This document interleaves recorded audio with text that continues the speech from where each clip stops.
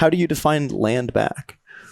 Because that's also a term that people have many different definitions too. Like, everything I talked about in this podcast is land back. Is land back for me. Mm-hmm. Yeah, by supporting Indigenous people in their reclamation to wellness, to reconnect with land, to restore their values, to be able to access, ritual, to celebrate ceremony, and to see that in all of its glory and shininess and the beauty of it all,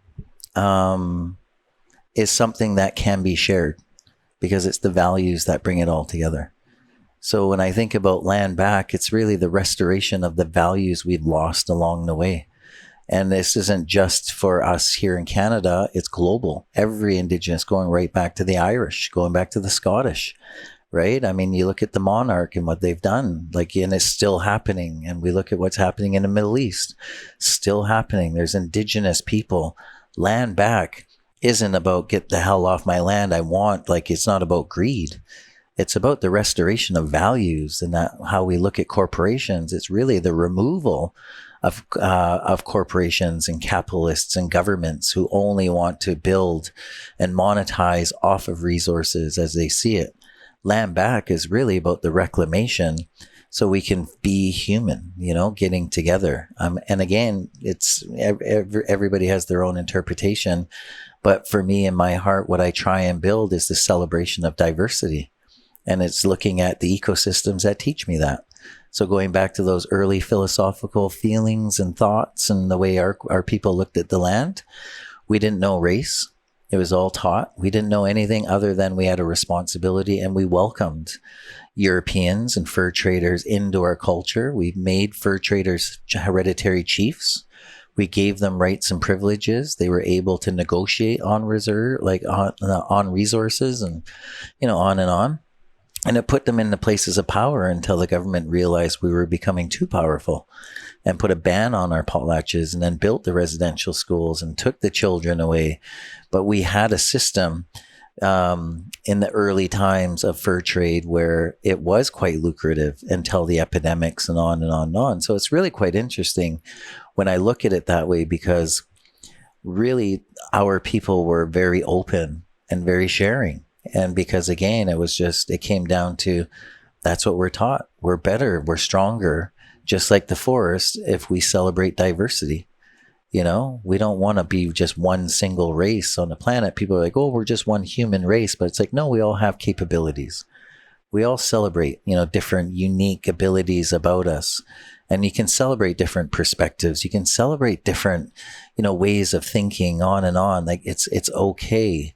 We can be in conflict and find our way through it. That's okay.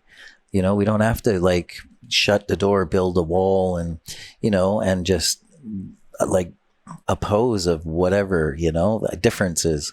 It's like, how do we navigate through it all? There's a lot of blackberry bushes that take over, a lot of different beautiful plant gardens and stuff, and nobody's looking at it, and they're just like, well, pick the berries, make some jam, Well, that's one of the things that I love about you and your mentality is that you are very philosophical, deep thinker about it, but then there's also no hesitation to act. You're not waiting for permission from the federal government to go use your land, you're there, you're a part of it. You're building these stories in real time, regardless of whatever kind of, toxic colonial things have kind of implanted in everybody else's mind that keeps them from maybe acting. Well, why do you need permission from them? Well, I mean, once people gain strength and understand how to fill themselves again with these values, then you start to recognize the government is the ones that's what's fake. That's not real.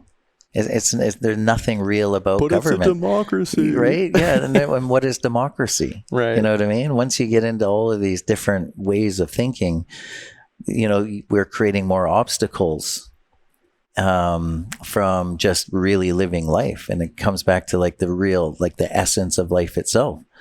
We all have the right to, whether we think about, whether it's the UN Declaration, for Indigenous rights and on, the rights to water, rights to identity, language, all of these things. And then I just think, I'm like, fuck, that's just human nature. I mean, we're just human beings. Don't interfere with that. That's the issue. Don't take that away from us, because that's anything else is an obstacle and it's not real.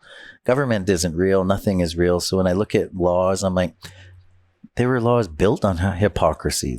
Everything is hypocrisy within itself. Everything happening around me is hypocrisy. It's all lies. The only thing real is me being on my land, trying to cultivate it and stimulate it in a way and bring community together. Be a part of it. It's the only fucking thing that's left that's real. Right. Beautifully put. It's the only fucking thing that's left that's real. Yeah. Put that on a bumper sticker. I'm conscious of time here. I know you have a meeting coming up quick. Is there anything else you'd like to add or touch on that we didn't today? No, I think this has been a really good conversation. Yeah, thank you for joining me. For every podcast, I make a donation to a nonprofit of my guest's choice. Yeah. Who would you like this week's donation to go to? Well, I mean, lwətaʔ already gets a lot of love. lwətaʔ is doing well. There's one that I really am enjoying on social media, and it's called hype up someone small. Yeah, and I think they go by ancestral, and they're a small organization of youth, and they're venturing around Skszwx territory, specifically Skszwx, I think, on canoes, and they're teaching youth about being on canoe, wilderness training, first aid, all these things. But they're creating really beautiful programs. Amazing.